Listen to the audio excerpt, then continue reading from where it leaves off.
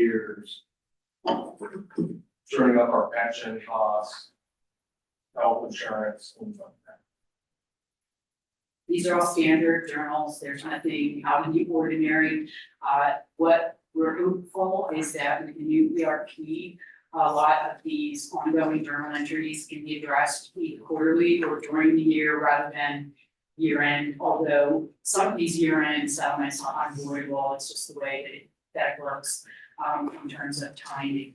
So the financial statements odds are very high that we will come out ahead when we do year-end estimate, when we do budget in June. Obviously, a lot of these numbers change by the end of the year. More often than not, some of the expenses have been overstated, and those that falls directly into fund balance. So what I wanted to do in this particular agenda item is just reiterate that fund balance policy is an active document right now, and it will align with the completion of the trial balance that Marcus has already asked for. So we know that we are on a deadline. The audit is ahead of schedule. They're very happy about that. So we should have audited financial statements with locked in 2025 getting fund balances, probably within a couple months. So right now, we're just working with the fund balances for the that we estimated when we did 2024 financials. So just an update there.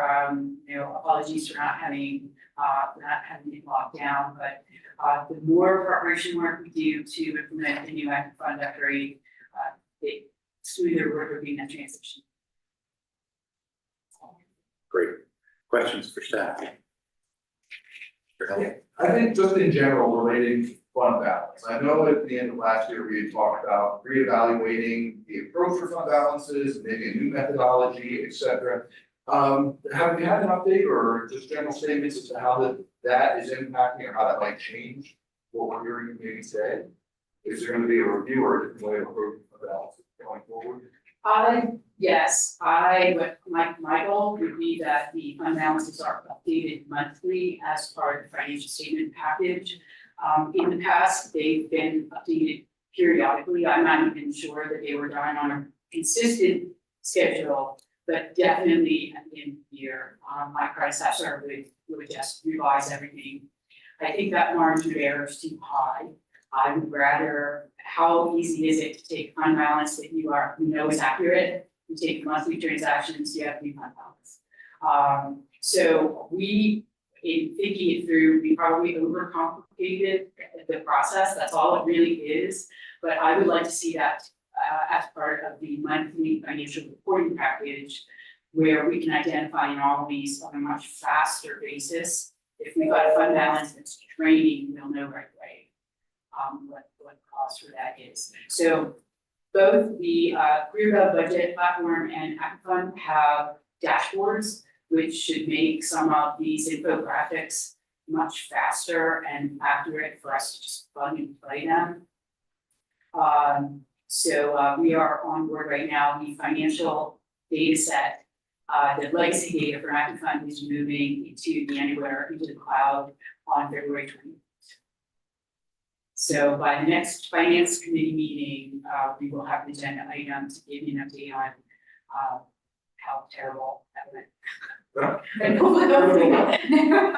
hopefully fingers crossed, so far so good, so far so good. To add to that, Kim is also still working on fund balance policies as they apply to each of the different funds. As I talked about last year, there isn't going to be a single policy. They will be dependent on the kind of operations that each agency and each fund takes care of. As we know that there are different factors for each one. So the goal would be for those funds that have more risk items, that they would want a larger margin for the fund balance to protect them in those areas. Those funds that are just very secure, very normal, there we want to squeeze that fund balance down to more of a minimal number. But, the same types of policies that you are running in your municipalities, but we have a lot of varied operations here that have multiple sources of funding. Some are more at risk than others. SPLO, has kind of this county pocket, this state pocket, all these little things. We know how state funding can work at times and how unsecure they can be. So you might want that little extra cushion just to make sure you can get through the state deciding on their budget package for the year. Well, and I'll speak for our municipality in Ferguson, because we are curious to see what the new fund balance policies are going to be, and, maybe have some feedback or discussion around that, so I anticipate maybe that's a future agenda item. A very Yes. near future. Yeah, I was saying, this has been in progress, we've been Yes. going through them, but trying to not do it piecemeal and come up with a comprehensive document for everything before we present it. Okay. Right now, it's tentative, April or May is what we're shooting for, so that it can be implemented with the next budget. The one thing I would say, there will be one policy. It will just have a lot of stuff under it that says this is how we're treating these individuals. And we'll move forward that. A question to you, was your initial question more of the philosophical of peaks and valleys versus smoothing with regard to fund balance policy, or? No, Okay. it was really just more general status. Yep, And okay. what we expect to see in the fund balance policy, and the idea of risk needing more buffers, absolutely. Okay, So how do we communicate and understand that? sure. Thank you. I anticipate that will come up, that philosophical question, because as we discussed in earlier meetings, not every municipality handles fund balance the same. So we'll need to find a consensus for the COG, how we want to approach the various things. So I think that will be big parts of our April and May, but we need a base document to really sink our teeth into. Any other comments or questions for staff? I only have, oh, go ahead. So you mentioned that there are differences between the governments, right, in how we, and I thought we were having conversations with our finance manager already, right? So I'm wondering if some of that's already getting resolved, like, are you looking at the different approaches, right? Yes, and we have a finance director meeting coming up. And I've already built the outline for the fund balance policy, which starts with that overview of how this is addressed, how funds are all maintained. There's certain things that will be consistent across all of them. But then, as we're describing within the body of that, every individual program or agency that has a fund balance of some sort, there are limitations on using that fund balance and how is it replenished when it is used. But we're just, all I'm trying to get out of the finance directors is collectively, is this a reasonable approach for the COG to say, this is how we're going to do this, and do you agree to, to that approach? I've identified at least 5 different ways to build a fund balance, whether it's a percentage or by dollar. Our contingency funds are strictly by policy, by general forum. Does Jonathan have enough of his emergency management services? That's a lot, that money's uncomfortable with me. So all of that will be fleshed out in the policy, and then the companion piece to that is procedurally how we internally review it, manage it, and report it back to you outside of your expectation, which is built in the policy. Thank you. Any other comments? I just have 2. One, I assume a lot of work was put in at the end of last year with regard to restricted and committed fund balances. That work is laying foundation for going forward. I assume will be covered in the policies and how we track that and everything.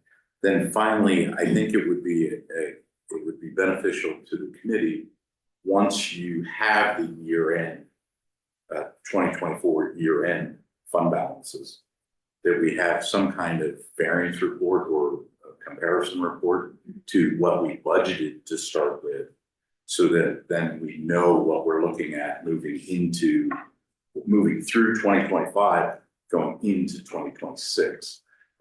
Kind of thing. That'll give us a good baseline to work from. Is there consensus on that would be a benefit? Okay, anything else on the 2024 financial statement overview? Okay, continuing on, 2025 operating budget after action items update.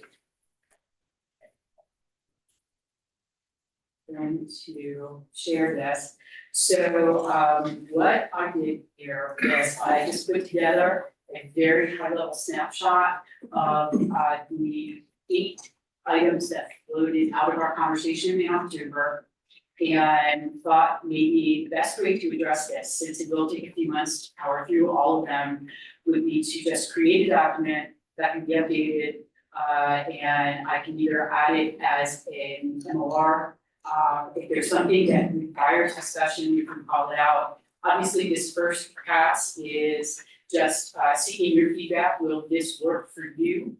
To do it more in a passive way, unless there's something that is material to anyone in these problems. So what you see here, just these are lifted right out of the memo that went out in November, I believe. Who it was requested of to participate in the conversation, what is the status, and then the comment field is where I will update this on a go-forward basis as we address these, some of which are already in play, we're already in process. Mr. Chair, how would you like to do a walk through them, or is this just enough for you to have this in your possession, say, okay, does anything feel like it is a lower priority than it should? These are not prioritized, these are just the top 8 concerns that we have. I'm a brief by exception guy, but I'll open it to the committee. Do we need to go item by item? Or is there anything that jumps out at you?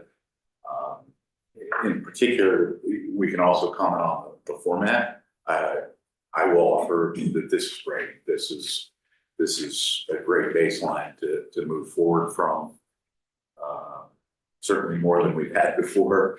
I think it's something that will help us keep on track, but I'll open it to the committee. Is there anything on these items that you'd like to discuss?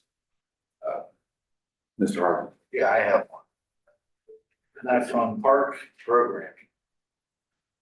You know, we've been asking for a long time to get an evaluation of programs to see which is profitable, which not.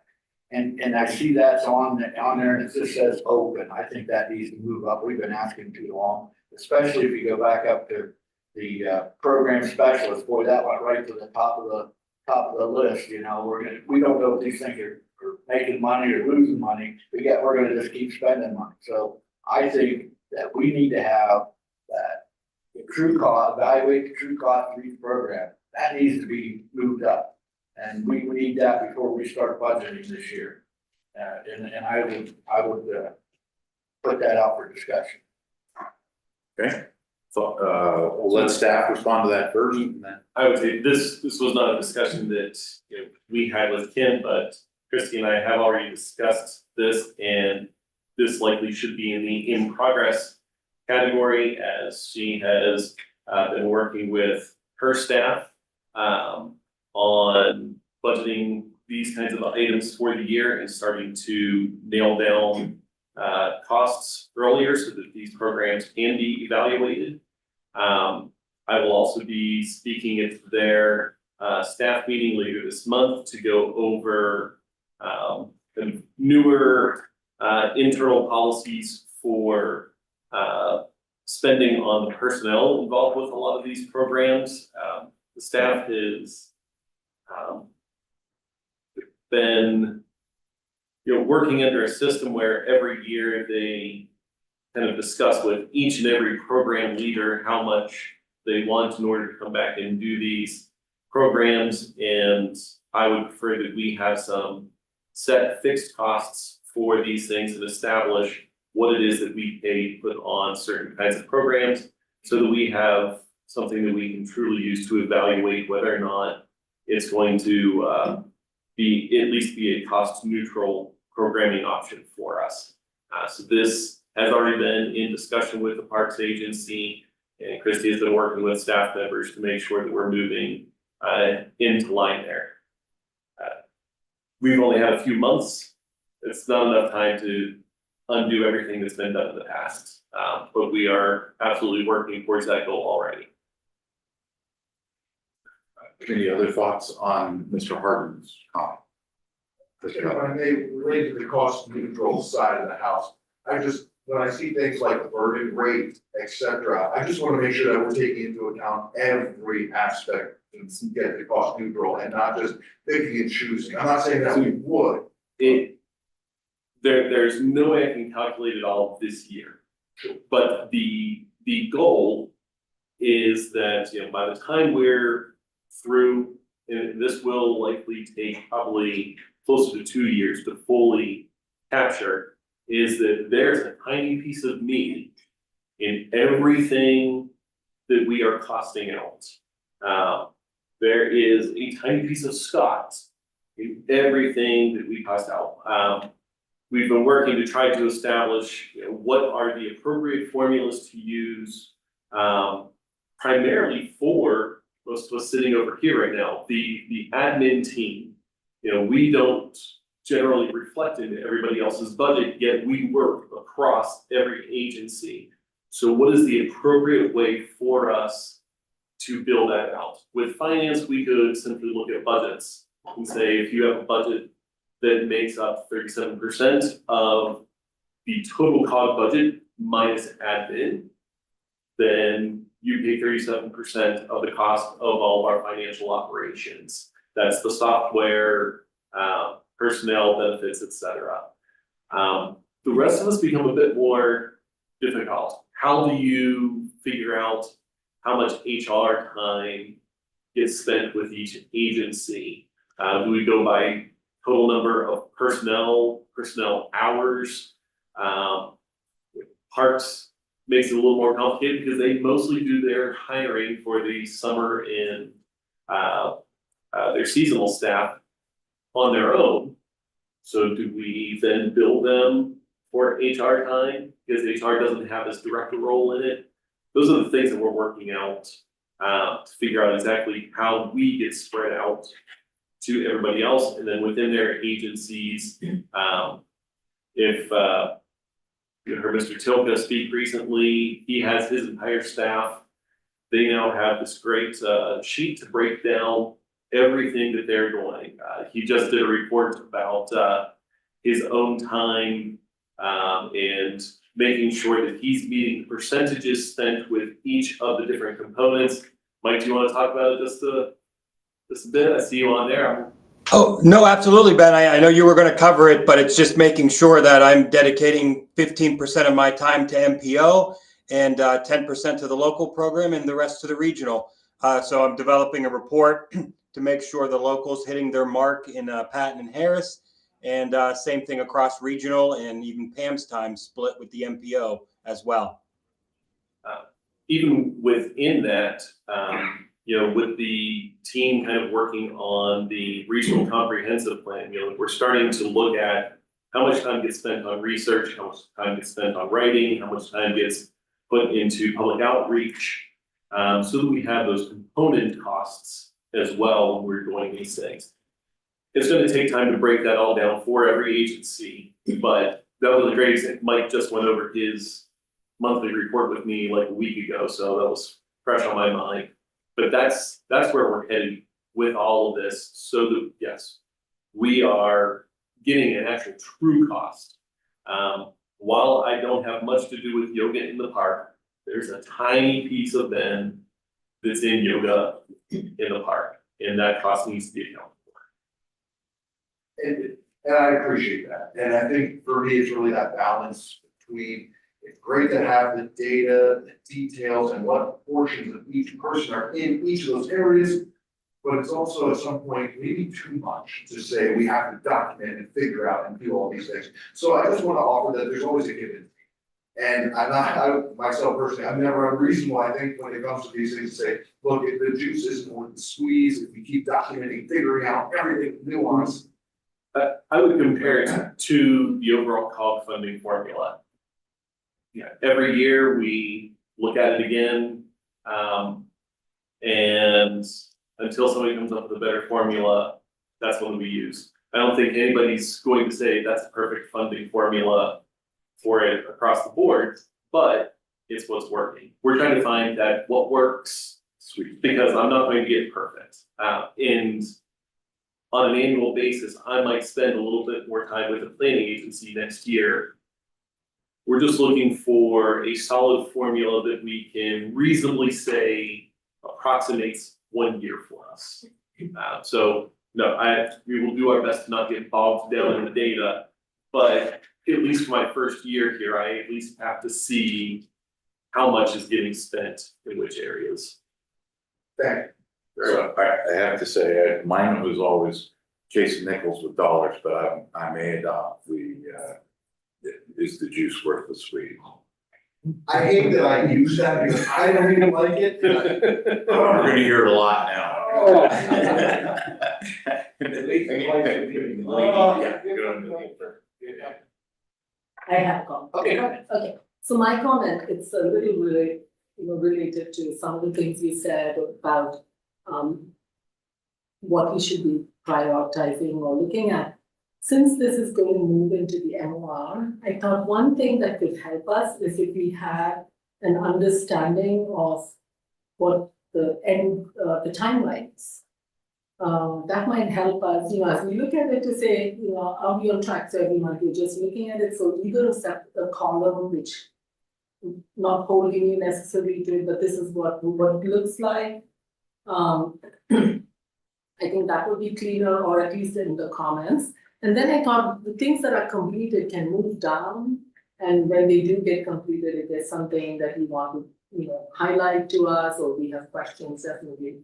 We might have questions about things in progress too, but I think having that timeline will give us a sense of maybe this is gonna take 2 years and we're gonna make some progress this year, or we're gonna be done in 2 months. I have a follow-up, Please. and that's great, and it's gonna take 2 years, we're gonna put all this stuff in, but you know what, that's typical, kick it down the can on government. Here's what I want to see this year, and if we don't have these numbers real quick, I can't believe how we're managing the whole program.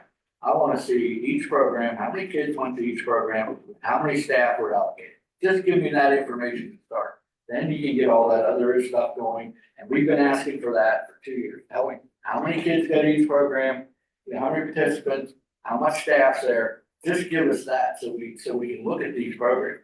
I will tell you probably about half of what you're going to iron out is stuff we're gonna subsidize. We're gonna subsidize cutting the grass, we're gonna subsidize that, we're gonna pay for that part of it, because that's part of what we do. We wanna look at and I hate to use this term because everybody takes it wrong, but we wanna see the enterprise part of it. But right now, if we don't know last year's program, how many kids attended each one, how many instructors were there, if we don't know that, how do we manage? I wanna see that information sooner rather than 2 years. And that's something we should get on a regular basis. When you say regular basis, what? In other words, annually, when the programs are done, you get them, you should see Sure. that, we're waiting years on seeing how many programs they have and how. And yeah, we might not be able to say if they're profitable or that, but we should at least know, what they're doing. Christie, is that something you can put together? We'll put that together in an annual report. Do we see that annual report? What's that? Does this committee see that annual report? I can certainly provide it to finance, yes. I think it was a general form, for sure. Yeah. But Yeah, we haven't done one in the past 2 years due to staffing.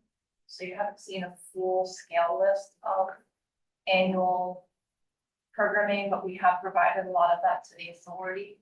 But we can certainly pass that up through these committees as well.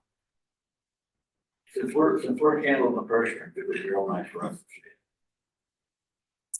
Since we don't have a dedicated parks committee. Just taking the opportunity to throw that out once again. Hey, Um, I stay out of that. yeah. Okay, any more comments on this? Oh, Mr. Hall. Yeah, there is a bit, I'm just curious of the statuses. What does open mean compared to in progress? I'm a little muddled in those. Open, the intention of open means that I have not received any update from the assigned agency. As Ben mentioned earlier, there's been conversation with parks regarding the two programming pieces. I can update those. In progress means conversations started. And this is the purpose of the comment field, is for me to just explain the status of that for you on a monthly basis. But, you know, within a month, most of these, I would like all of these items to be in progress, which means that first pass has been taken on the requested by Lottie. That's where, you know, that's where my hands might be tied. We are relying on these other groups, entities to participate in the request, you know, to have follow-up with them, to rely on, and to, you know, transmit that back to me if it's a committee that I don't participate on or with. I've got enough space there to be a little bit more, within the status column. That might be a great place to put a timeline. To say, this is in progress, Corinne, Public Safety Committee, March date, 2025, so that you can see where is it. I don't want to say hung up, but where is it? Where is the next step happening within the status column? Is that kind of answering your question? I do agree with moving complete down. I was even thinking, since this is a roll forward document, I can start taking them off. Once they're complete, they drop off and they become part of the previous month document. So we always have a record. They never entirely go away, but to keep it clean for you on a monthly basis, you're only seeing what's in progress with the status of those action items. So there's a couple ways to manage this. I just want to make sure that the transparency is for you is just, you know, so intuitive that you won't even have questions when you see the document involved. And if I may, I would, I'm just speaking again for myself, I would always appreciate seeing the completed no matter what, because again, it's a good benchmark to say we're making progress. Again, just me speaking. The statuses though, what is before open? That's to me, that's more of a not started. That Well, is That is exactly. equipment. So would we maybe entertain an idea of changing it to not started? However you want the language to be, it's fine. If it's a public facing document, but then again, if I may, I've been in this seat too, where sometimes you say not started, then immediately, well, we had a conversation, it's in progress. And it really becomes moot anyway, so it's muddled. I was saying, I was having that thought on the boardwalk, and there's been, you know, discussion as far as referring it to the Parks Capital Committee. But I can say, like, on the staff side, I filled my entire whiteboard with parks related projects in a meeting with Sam and Christine a couple weeks ago, just on how much stuff is proposed to get done in parks this year. And what I don't want is for COG to get stuck into the same issues that we have had in the past, where we keep piling projects on because these are fun things to do and cool things to do. And then all of them end up getting 80% of what they should be getting because nobody has the capacity to do the full job on any of them. I'm still trying to get Whitehall open. And we're already looking at how do I pay for this next huge project? We have to repair the Bathgate Bridge at the marsh, but we're also looking at the boardwalk, and you know, that's money that's in the budget, but we're already planning for this next thing. And I would like the staff for the moment to focus on what is on our plate today and get that cleared off so that we can actually spend appropriate time and energy on those future things.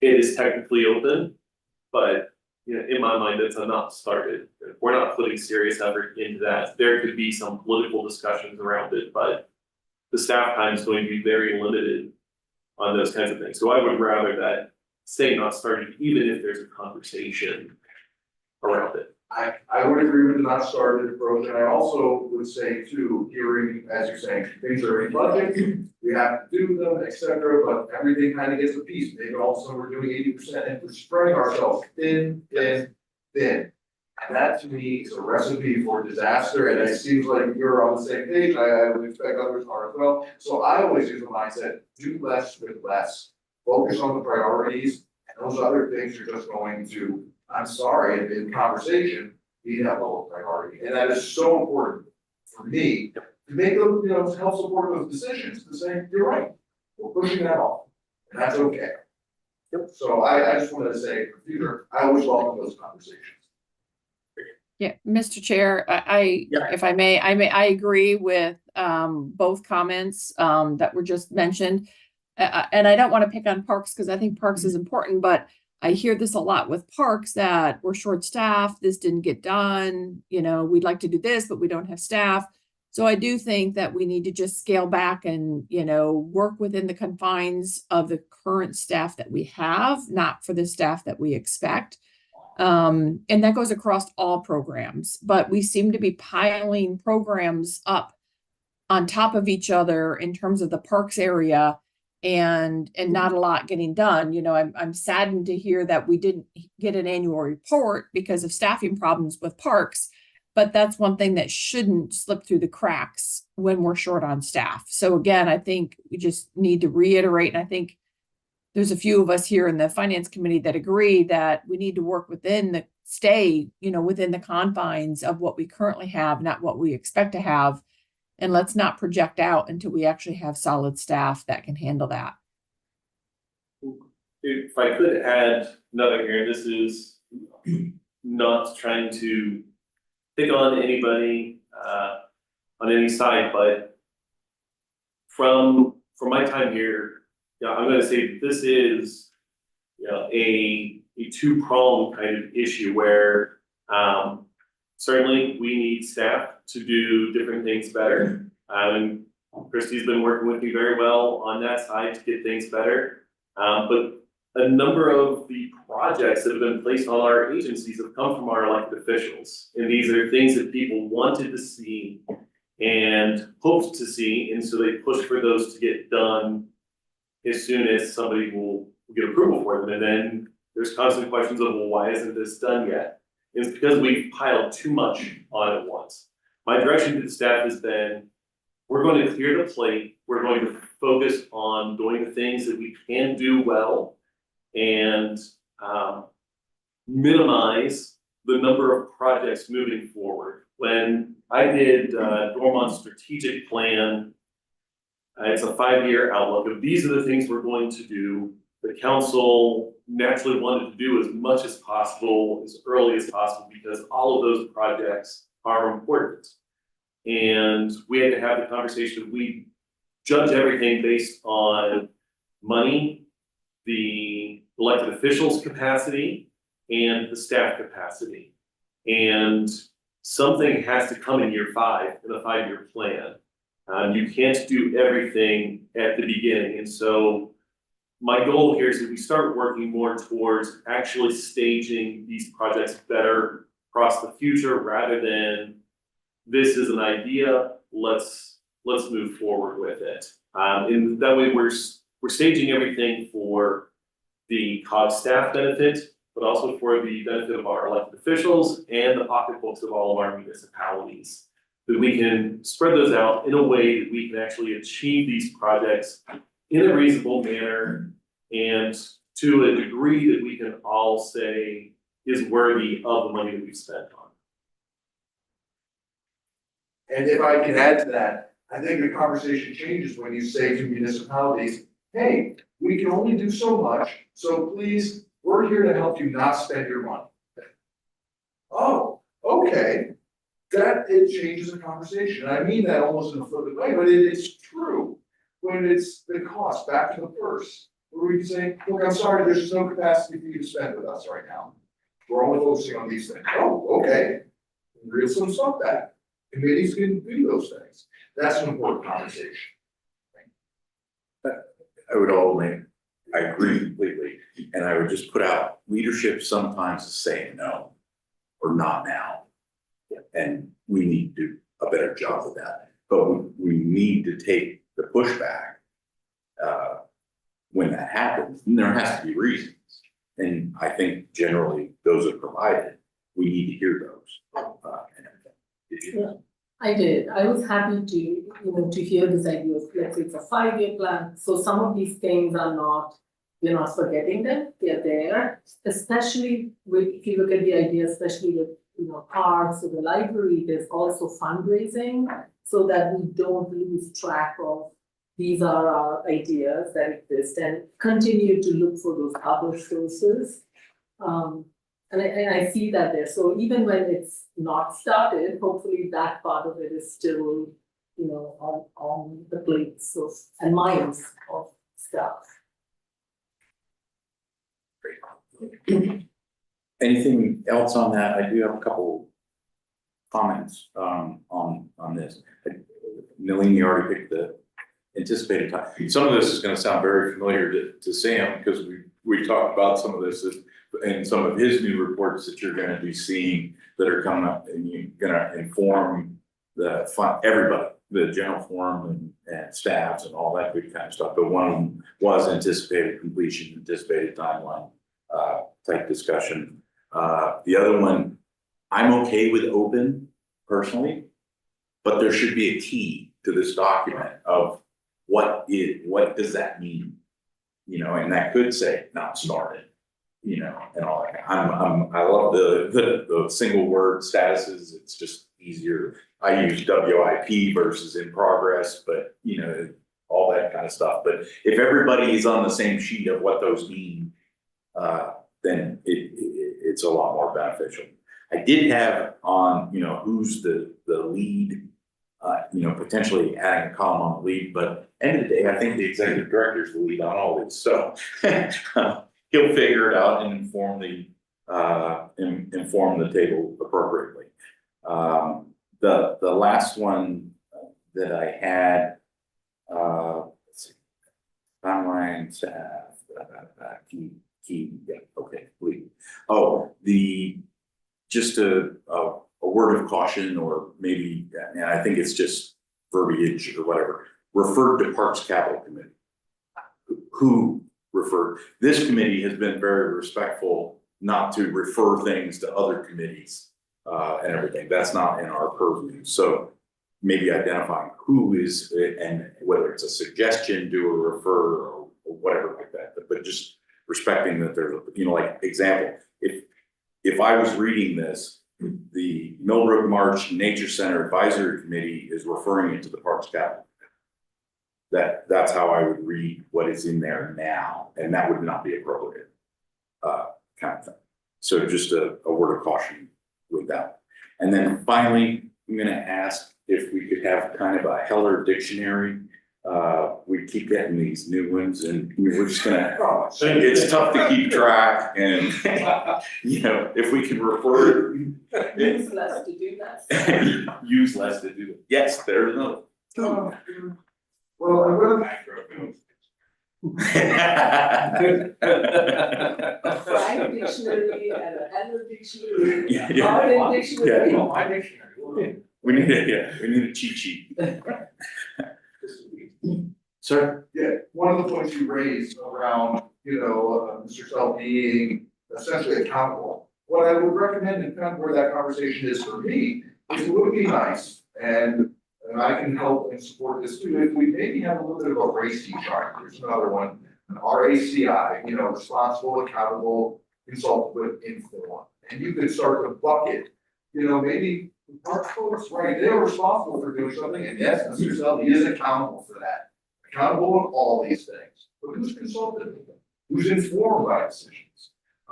We could definitely, might be nice to have a racing solution. Interesting. Well, let staff think on, noodle on that one, and, in future iterations of this, if there's potential opportunities. The big thing, we don't want the, spreadsheet that takes up the whole board, and everything. It's supposed to be an at a glance, and we can ask those additional questions. Hopefully, there's enough information there to prompt additional questions. We seem to be very good at asking questions, so let's keep that up. But this will be a trigger potentially to ask those questions. Oh, that was one thing. I wanted to go back to your complete. I understand exactly what you're saying. There's 2 schools on that. It needs to at least be in a recorded document that it was complete so that we can see it. It shouldn't just fall off the chart. You know, we should have an opportunity to discuss it and say, you think it's complete. Do we think it's complete? Because it's our list, and, you know, kind of thing. So 2 schools of thought, it needs to be on at least once for us an opportunity to discuss it, or we just leave it on. And we can continue those discussions too. The other thing, it's nice seeing lists go down, you know, from a standpoint, and everything. But it's something to think about for the next iterations of these. And, staff will help us on direction. Any other comments on 2025 operating budget after action items? Again, I sincerely appreciate this visibility on this, and I look forward to seeing this continue. Chair, I just wanted to mention, I think I like having the complete audit, and this is just me personally too, when I have a to-do list that takes help me see what got done. Sometimes even seeing it still there reminds me of something else, right? Like the Benner Pike involvement, we got that money, but it reminds us for other things too. So I don't think it hurts to keep it on. I can support that. That sounds like a consensus, and so let's move forward with that. Lucky number 7, Parks and Recreation, Whitehall Road Regional Park Concession Pavilion Design, Architect and Engineering Contract. Ms. Owens. Thank you. Following our conversations, talking about budget projects, the next project on our plate is the concession out at Whitehall. As many of you know, it was part of the phase 1 land development plan. And we're at a point where we're ready to bring on a design architect to work directly with us. We did look at several different options throughout the planning phase. Obviously, the time constraint put a little pressure on the team to try to come up with the best option for moving forward. Had we gone the kit route and purchasing a kit, we still would have costs associated with some installation that we would have to bid out for different trades as well. Fernsler & Hutchinson is a architect in this area that we have worked with previously on phase 1. They actually completed the restroom facilities. We're very pleased, very happy with their work. They met timelines, schedules, their costs were reasonable. We didn't have a lot of cost overruns with them. So overall, we were very pleased with them. We'll be able to maintain the same aesthetics, the same look in the concession pavilion. Again, as you know, we have scaled this back considerably from an all-season pavilion to just a standard pavilion and a concession. The concession will be essentially a square rectangular footprint, something very bare bones basic. So you have a proposal on your agenda for Fernsler & Hutchinson, and it has laid out the details of exactly what that includes, some structural engineering as well, and also it includes some additional oversight on project management, which is something that will be beneficial to us. There are still some additional items we're working out. We'll be looking out to other engineers to see if we need to do a site plan. But again, some of that hinges on our closeout of the minor alteration plan for phase 1. I don't want to get too far into the weeds of that, but essentially that's the nuts and bolts, is that we're trying to move into this next phase to get this project moving and get the ball going down the road. I think some positive news there can be shared. So Just yesterday, we were informed that Ferguson has signed the minor alteration plan. We are just waiting for Stahl Schaefer to report that at the county. Once they return the receipt to Ferguson, then we will have our zoning permit. And once Ferguson's stormwater inspection is completed, that will be turned over to codes for our occupancy. We are so very close to being allowed to occupy the park legally.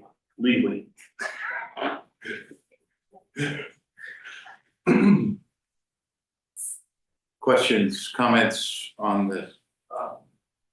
Please. Just related to the $237,000, et cetera, that we're gonna be using hopefully for this. What are the odds that this isn't done or complete, or the project timeline isn't available yet? What if we missed that June 30th spend month? I'm going to refer you to other business matter of record number or letter C. So after the last finance committee meeting, I had a conversation with Mr. Frank and have checked with the municipal managers to see if there was any issues on their side, and giving you the information as well. We have spent money on both Whitehall and Oak Hall out of our municipal shares to pay for those projects that could have been taken out of this loan in the past. In a number that well exceeds the 237,696. So what I asked Carrie to do was to go through and find some of our more recent invoices that reached that total. He found one single invoice that will take care of the whole thing for the lighting project over at Whitehall that we can submit to the bank, complete our drawdown.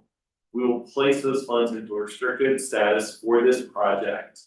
And we can remove that timeline pressure from this so that we can take care of this project properly and not rush on design, rush on ordering construction materials by this June 30th deadline that shouldn't exist. The money is just waiting for us to draw it down. We have the receipts to draw them down.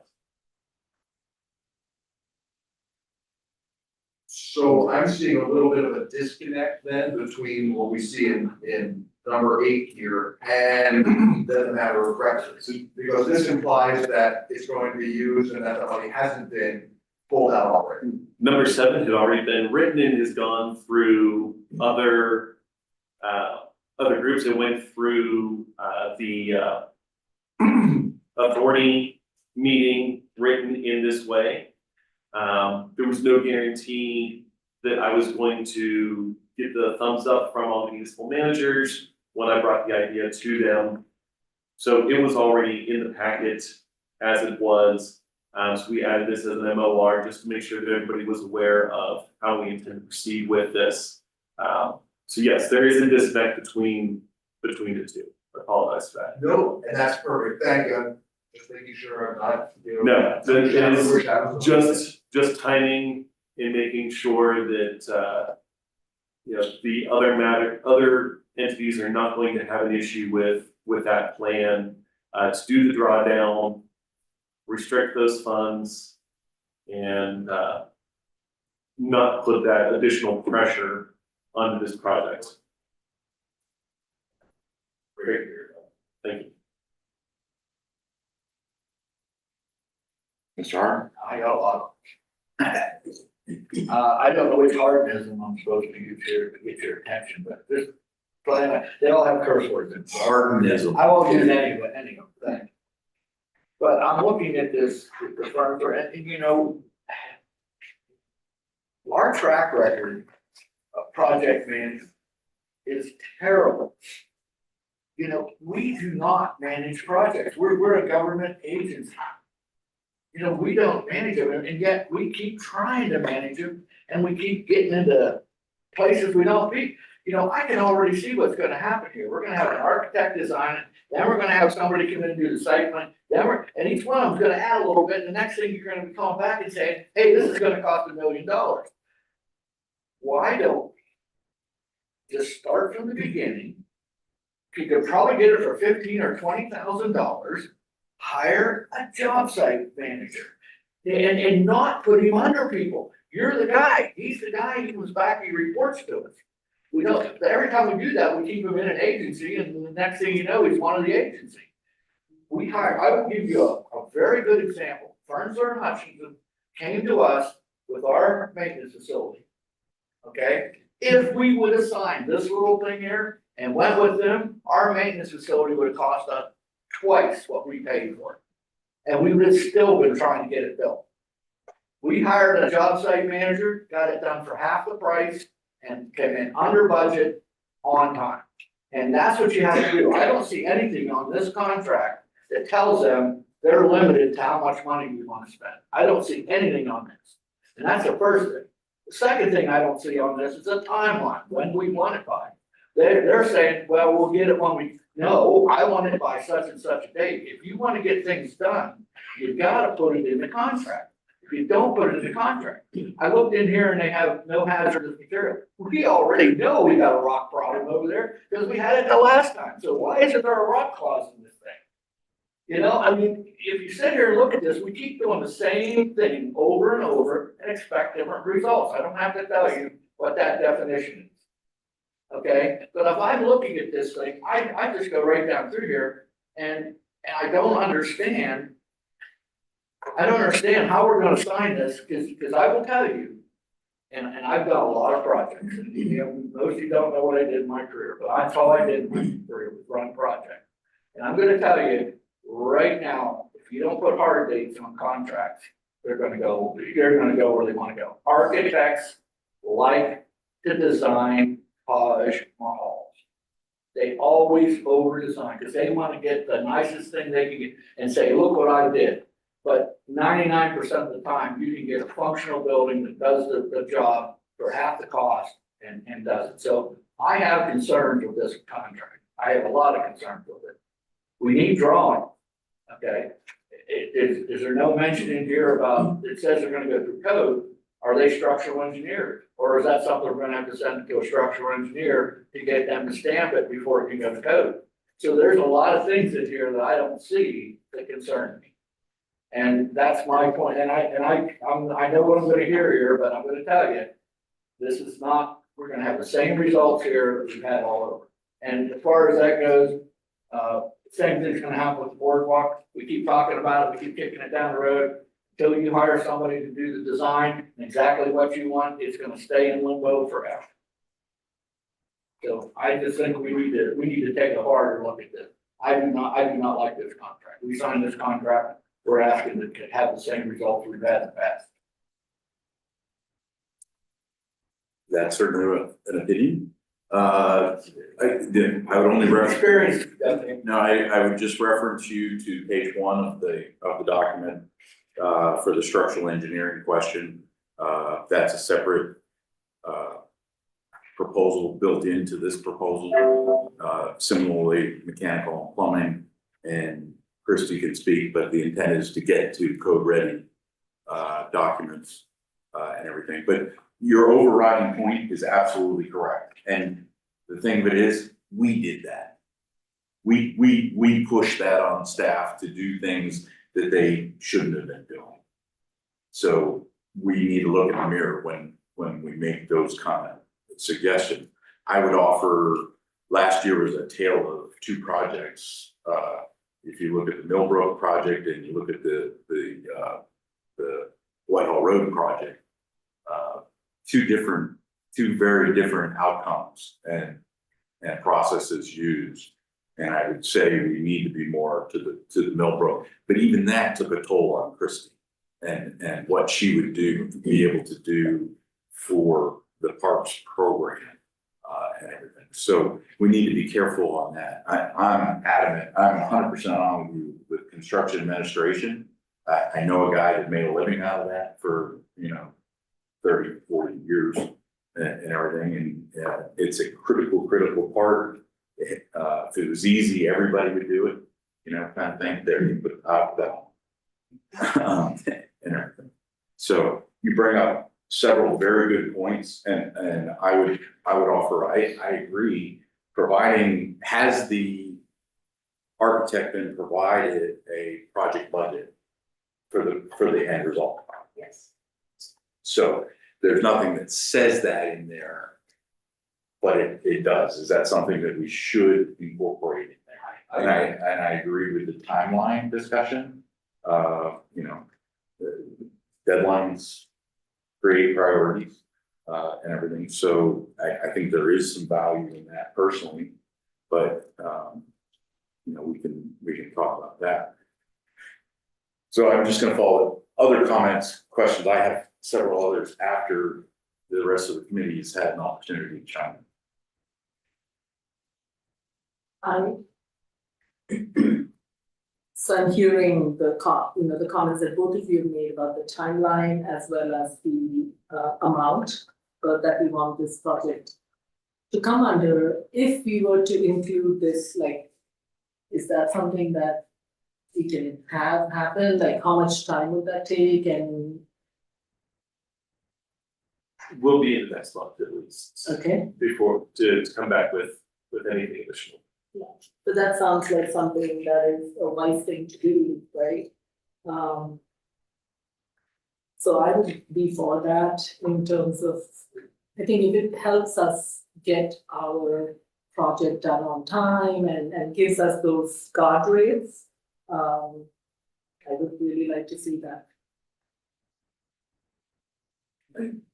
I would just, I agree. And I think we have the opportunity via the motion to keep things in motion and make it conditional, a conditional recommendation for these types of things. Would staff agree with that? Yeah, I think you could add in, you would be, you know, current motion on the condition that Fernsler adds timeline, dedicated timeline to the agreement.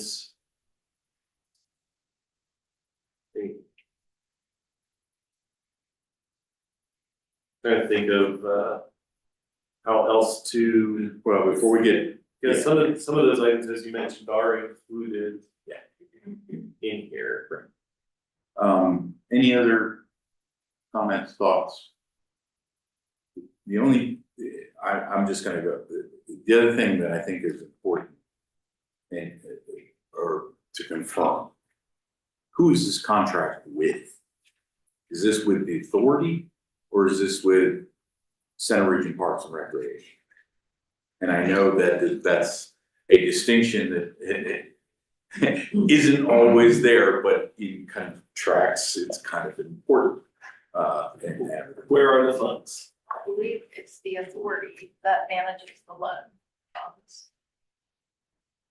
Then that's where the contract is. Right.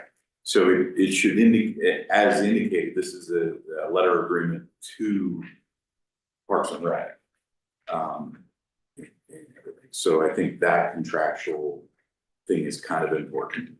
The next question I had was, what is the 2025 budget for this work? Or is it lumped in? 500. It's part of the 500. There isn't a separate portion of it for the design portion No, it's lumped into that. into the 500. Okay. I would suggest that maybe we, in our spiel, at least when it gets to the general form, that we indicate that you know, this is part of, you know, where's the money coming? Where's the money coming from is always an important part. Who's with deadline 2025 budget? Yeah, okay. Other thoughts and comments?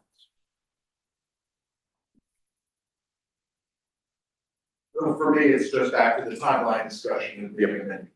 Okay.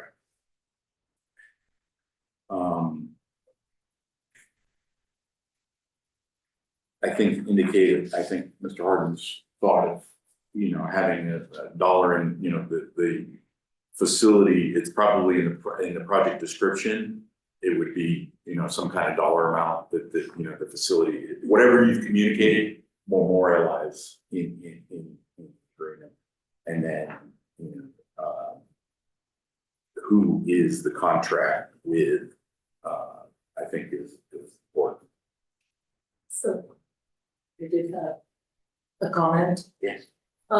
In the contract conditions, it mentions that any delays in tenant and order approvals will cause the schedule to slide accordingly, and that seems to indicate a schedule, right? Like, but we don't know. It's not stated. They put it in there, but they didn't provide us a timeline to say what it was like. Yes.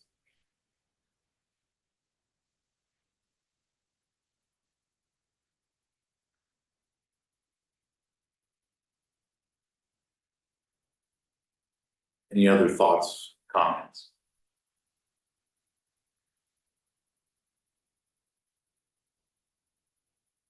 Please. If I may, knowing, hearing Mr. Harden's comments and taking into account other comments here today, when we compare this contract to others, how again are we feeling about this compared to other ones? What's our confidence in it? I haven't looked too closely back at, the contracts, to be very transparent. That's something I can certainly look a little bit deeper into. It's hard for this conversation today, but these fees, are very relative to what we paid for phase one. So. The only thing I would offer, again, talking of the tale of two projects, one of the things that was very beneficial that appeared to be beneficial to Christie was there was one design professional that managed the other design professional. That's very beneficial to staff in the management of the project. So that's a lesson learned from that helps in this. Unfortunately, they wouldn't put the site engineer under this for whatever reason. So it's a separate, there's no workaround. Somebody's got to manage it. And everything. So. Yeah, just something in general comment for our colleagues, that we need to get out to our colleagues and Christie and her staff and everybody. When the project starts, the shopping stops. Just remember that, because that keeps your add-on going through the roof. I always used to tell people when they're building houses, construction starts, the shopping stops. Remember that one. That's a hard business. All right. We're gonna have to add that one. We might need an interpretation of that one, but no, I agree. And the second guessing also is very beneficial. Hindsight isn't a strategy, kind of thing. So, so we've had a lot of conversation. I think we've offered some things of benefit to this discussion. The reality is that this was part of an approved budget, so money is there to do those kind of things. We did talk about the loan draw, removing that as a pressure, which I think is great. It doesn't hurt that we're borrowing money at 1.5 and getting 5%. Do good stuff with that. So if somebody was comfortable, I think we can keep it in motion with these comments that we've offered and everything. Is there a consensus of the committee towards that, or do we want to see it come back? Motion, try to come up with a motion. Well, I can offer it, but are we comfortable if we get the right conditions on it to keep this moving forward? If so, then I will offer that the finance committee recommends conditional approval to the executive committee in general forum for the award of a contract to Furns Learn Hutchison, blah, blah, blah, blah, all that, with the conditions that a timeline for the work be provided, a budget number for the facility be included in the project description, and that the entity to be contracted with is correct. I'll take it. All right, maybe. You'd have to make, yeah. All right. I'll second. Okay. Any other, I mean, I think those were the three that I heard. That's a major. Can I use blah, blah, blah in my motions going forward? I'm just curious, is this a procedure change? That's a frank section. Put that on my chart. If you add Is blah, there- blah, blah to the dictionary. I'm like, did blah, blah, blah include in the amount not to exceed 40,000? Yeah, so we're just trying to be efficient, you know, we've got these dictionary, they're keys, we'll just have keys, you know, what the various things provide. To clarify, the blah, blah, blah is the rest of the motion that was included in our agenda package. So I have a motion, I have a second, any further discussion? All those in favor, please say aye. Aye. All those opposed, same sign. Motion carries. Thank you for working through that. 2026 budget document consolidation, Mr. Estelle. Thank you. So those in the room, I passed out a sample sheet, and for those online, I will email this out to you after the meeting. This is just a quick sample that I had worked on so that people could have an idea of what it was that I was looking at.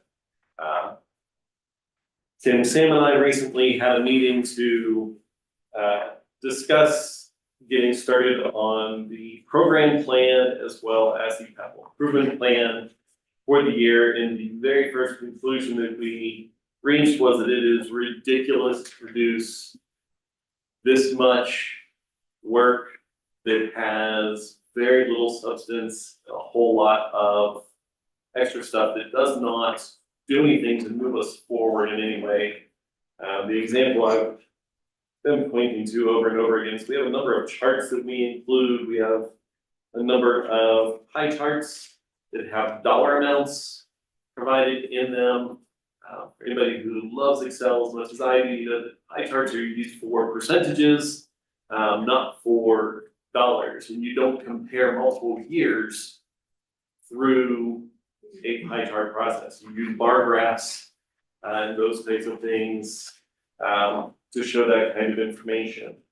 There's also just a ton of kind of fluff material that gets built into these documents.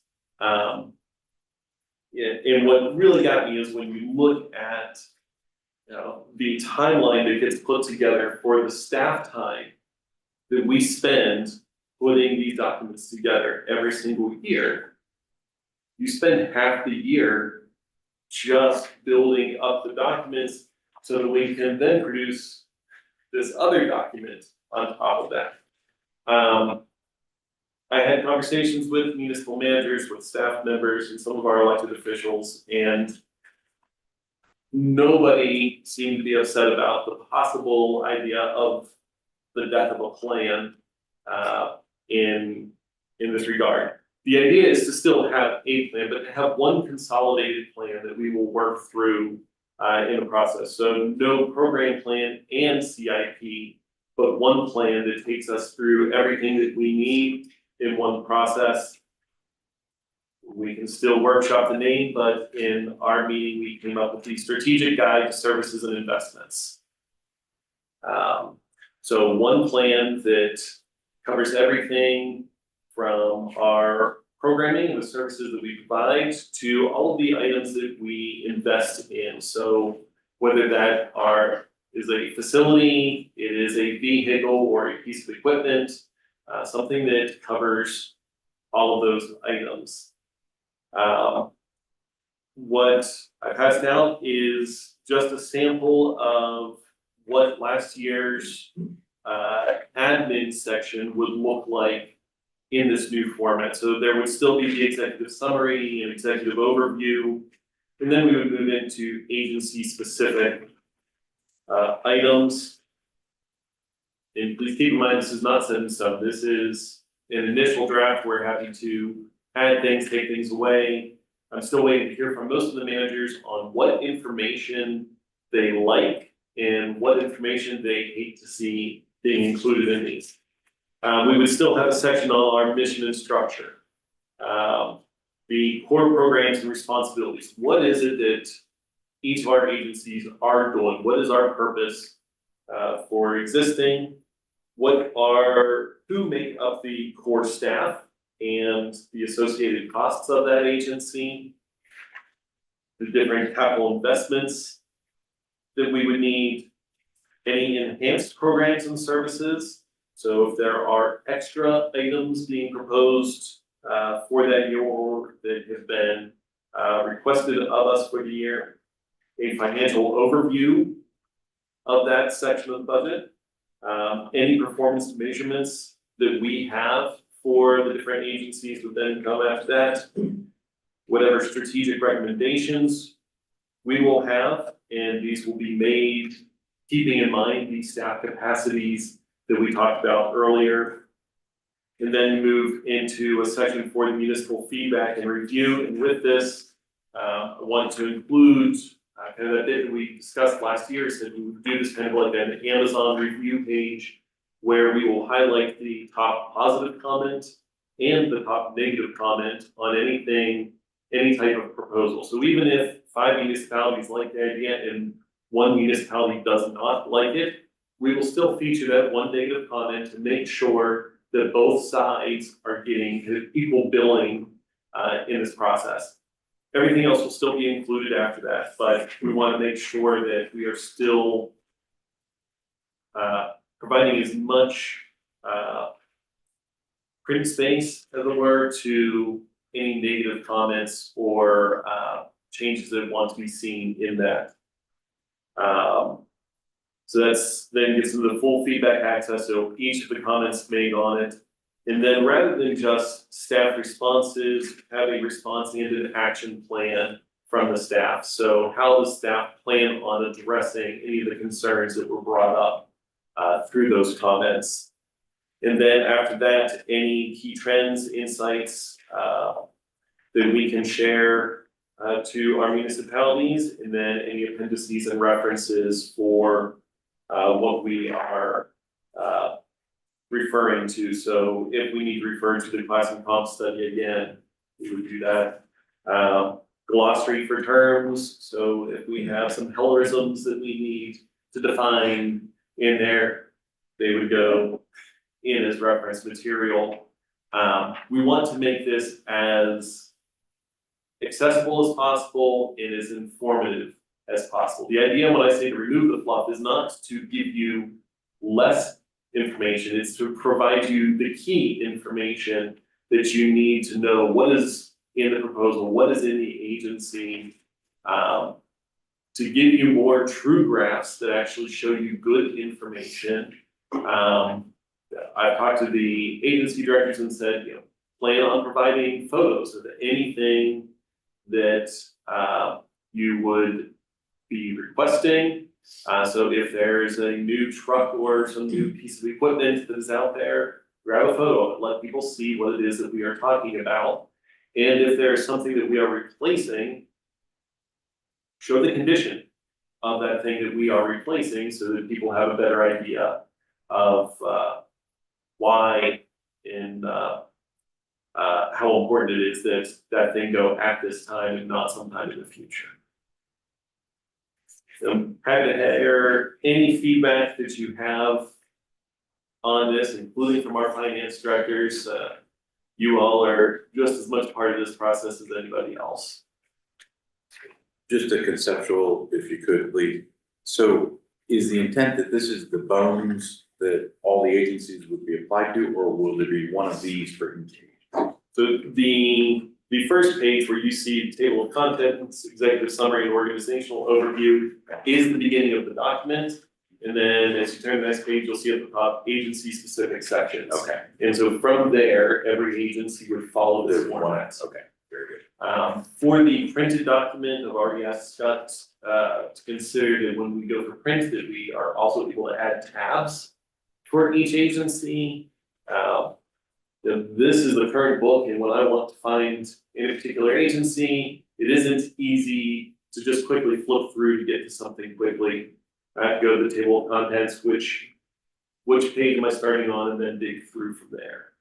So trying to create the most usable document that we can. Great. open it to the committee. Mr. Heller. Well, please allow me to throw pickles at this. I think one of the biggest things, and Mr. Chair, maybe to your point, the way I see the table of contents working right now is it seems like we're starting with number 1 and 2, executive summary, organizational overview, high level. And then we get into the details for number 3, but then for number 4 and 5, it's like we go back out to the larger vision. So I'm wondering if 4 and 5 need to rather be subsections within, for example, the Office of Administration. Because those seem to me to be specific to each agency section. And maybe I'm missing. I can certainly see number 4, moving into the agency sections for the key trends and insights for each of those, but I still think any appendices and reference material, we should combine at the end in a true appendix that we can then refer to, see Appendix A, Appendix B. That reference is important, and I would agree. So potentially moving number 4 under those agency-specific sections, such as the Office of Administration, so they each have that section. Okay. Very good point. Thank you. Please. So, I really appreciate, this effort to make things more accessible, I think, even, you know, like, we begin to actually understand and, to make some decisions. I've often heard you mention that in the budget and the planning phase, you want to be many years out.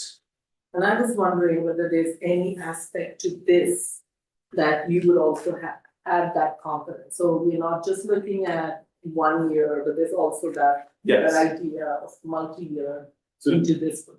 just like the CIP, covers a 5-year plan, that would be the same idea for this, that even if we aren't proposing something for this year, we are still making our municipalities aware of what is on the horizon, and about how far out that is going to be. That way, there's a full understanding of not just the financial impacts of 26, but of 27, 28 and beyond. And showing the difference between your one-time costs and your continuing costs for those kinds of items. So your intent is to merge the CIP into the program plan to have one more efficient document. Yes, we stop duplicating all this kind of material, do one document that covers everything. And then that's, I just wanted to make sure that that's how it's going to be, so that Yes. when we are at, budget time, it's easy to correlate these two. Exactly. Mr. Arden, yeah, I have to commend this, project, I like this is finally putting something in writing that we've kind of followed by the seat of our pants for a long time. That's one comment, the other comment, I think this first year might be, pretty taxing to get all this put together and combined, but this is more for Kimberly. Am I correct in that assuming when the new accounting program comes in, it'll be more like a professional system? That this will be a lot easier because it can be pulled up quickly and kind of maintained as we go along. Am I good in that assumption? Yes, an example of that, right off the top is the capital asset module for the budget platform. Already, Sam and I have talked, it's already got a form somewhat, structure to it. But all that information is reportable, printable, rather than going back to these Excel documents with this huge margin of error, we're gonna be able to print a lot of this out in terms of, just reports and analysis and stuff like that. So this first year will probably be a little heavy because we'll do some stuff in Excel in parallel just to make sure that we're understanding how our numbers get into the system itself. But that's going to be our roadmap for the following year budget once we're really comfortable with the system. But what I've seen, and thanks to Todd, I saw, Todd did a pretty robust walkthrough with me of what some of PeerGov looks like live. And I'm really excited to be able to get under the reporting side of it. I have Hold up one second. Sorry. Did you have anything else? No. Okay, very good, please. No, with the ClearGov coming on board, there's a thing called Open Docs, which you basically make a digital budget book. All this stuff to be built inside there, and so then you'll have an open face or a web face. You can put on your website, people can click through and see everything. If you wanted a printed copy, you could export it to a PDF. Like, I'm not sure why we're printing, or why they printed beautiful things in the past. So. I don't know why. But, That PDF. document- Because an elected said they wanted But that You know, PDF because document, elected don't have to do that other. it. even if you had a PDF document, it's a live document, it would be, you could click on the table of contents, and it would take you to parks or whatever Yeah. that you wanted. And on the website, a web-based version is so much easier to flow around. Like, I have it printed out of our budget, but I just go to our website, look, it's faster. Well, part of what I didn't say is that I want a digital version of this as well. I would build this document in a way that it is hyperlinked so that it's easy to search in a digital format. But it was pretty clear that paper copies were still important. And so I think it's important to design paper copies in a format that reflects that digital design where I can link with a tab instead. But I think you'll just build that all ClearDocs, you won't have to do a separate, We won't have ClearGov up and running fast enough this year. you still have. The part I would add to this is, I'm a huge fan of iterative design. Whatever we do this year doesn't have to be exactly what we do next year. I absolutely will use the tools at our disposal to continue to change these kinds of things. When we see it this first year, I imagine somebody's going to say, I wish I had this. This doesn't make any sense, I don't want this anymore. And I'm happy to continue to cut and add as we move along through the years to get to whatever everybody wants. And you might have some this year, because of this project, it makes sense for us to do this extra thing. We can do that, and yes, the software will make it much easier to make those kinds of adjustments as we go. And one of the, again, going back to facilities, consistency of that. So if there's one Bible for this information, you're not having to figure out form and information. You're just figuring out the information within that form. Larry, please. Yes, so I like this idea a lot. Okay, just a couple comments. One, I hope I heard you say that we're going to have what the impact budget is going to be built. Yes. Because I think it's important to keep educating people that these are building blocks of the budget. What you see going into this document's going to affect the menu, the big board, whatever you want to call it. So we want to make sure that the budget, and we want to make sure that there's a summary page that summarizes all the budget impacts in one place, instead of piecemeal, where I see this is the budget impact to admin, this is the budget impact to parks. I think we need to see. It's great to see all these little pieces of the pie, but I want to see the whole pie and how big that is. Yeah, generally I think we talked it last year, but we said philosophically, we agree with all of it. We just can't afford it. And so we need to make. We don't know if we can afford it until we see It's the in total totality, cost yeah. in in totality. one place. Yeah. Yeah. That's my only. Good comment. Yeah. Yes, I'm really interested in the idea of, ClearGov and accessibility of these documents to residents and to everyone. Is that what I'm hearing, that when it's up, it would be accessible to anyone if we had it there? event. Yes, we could put it up on the Congress website. In that very accessible fashion, Yes. not just as a PD, like it can, okay, great. Well, I think real time is the difference. I think staff does a great job of making Yes. sure everything's available. Everything that we have is available on websites, Yes. you know. This will just make it easier for them to get it on the website and potentially provide a real-time component, available. Yeah, you have a point where you can turn it on for visibility to the public, right? So that if it's turned on visibility to the public, when you change now, automatically updates to the website, which is good or bad, however you Right, How you yes, wanna do that, so, it's a but- policy decision, But yeah. it's very yeah. fluid, if you come into a meeting and, when this is out of there, you just take it out and install it, right? And so you don't have to rework, when this is on page 8, now it's on page 7, and we do things, so it's very, very interactive. Which can be good or bad because somebody is paying attention, wait a minute, that number changed, what's going on? If they don't have a proper background of why the number changed, that's what you have to protect against. When we put it up on the website, though, we can say that this is draft and then copy Sure, over they all don't the read it stuff that way, and then make adjustments and then republish it, so. they don't read it that way, they don't read the notes, but.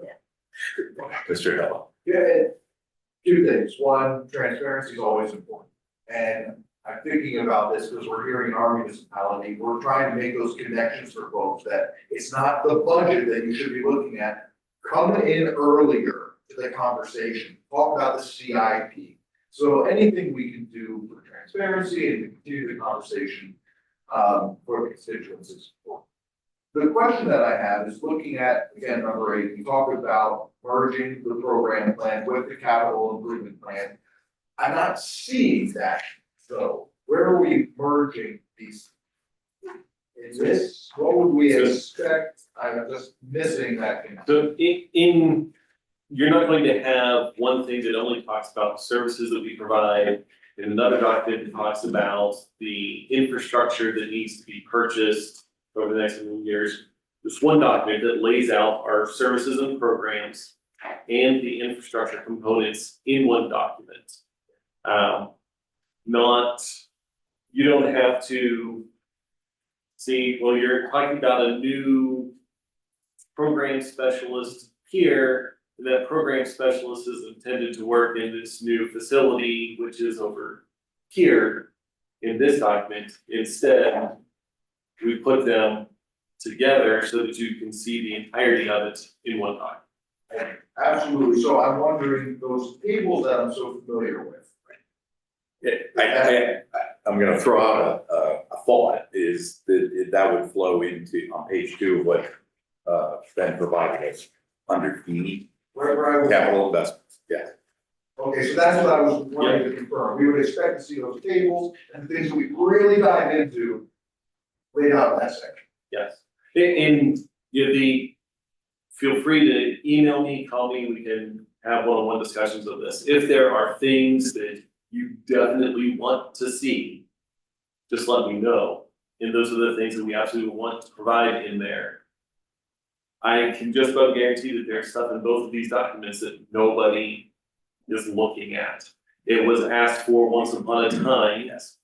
And then nobody has used it since then, or the person who asked for it isn't here anymore.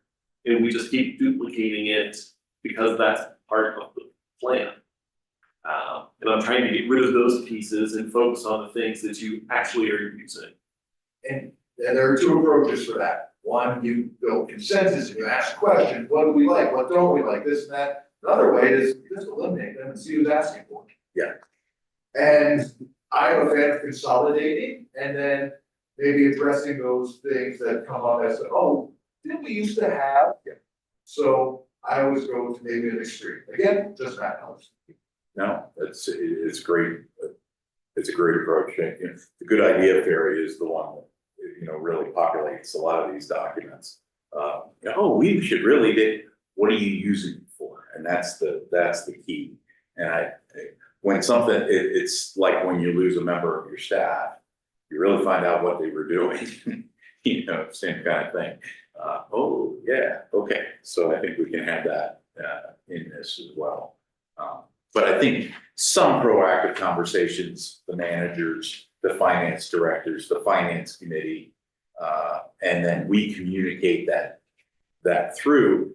If there's something that you really, that didn't make this year's document, no reason it can't be in next year's document.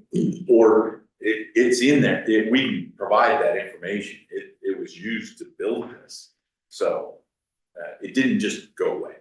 The term I use is land and expand. Starting your land somewhere and then we'll expand.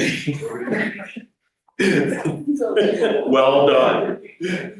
Well done, well done. Other thoughts, comments to help move this initiative forward, and that's what it is. This is an initiative. Is there anybody who wants to keep the old format of the two documents? Mr. Harvey did.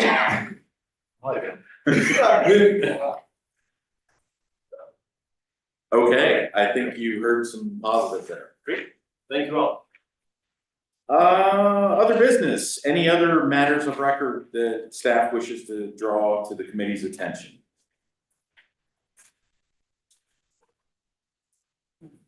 Very good. Sir. Number I, are we not meeting in March? Why, are we not? It says April. Yeah, that should be March 3rd. Okay. I was reading it positively, but. Yeah, I just saw April, I'm like, what happened? I will not be here in March. Ah, there. Where are we It was going? a spring break. Croatia and Slovenia. Okay, I will not be here. Spring break. I'm going with the executive group. Actually, but that is a good point with spring break. Yeah, how is the committee's attendance? Do we need to maybe adjust? I haven't had a spring break since I graduated from college. Yeah, because there's no spring chicken. See what he did there? I think the attendance in finance committee meetings is going to increase for all these isms. Yes. So you said it's March 13.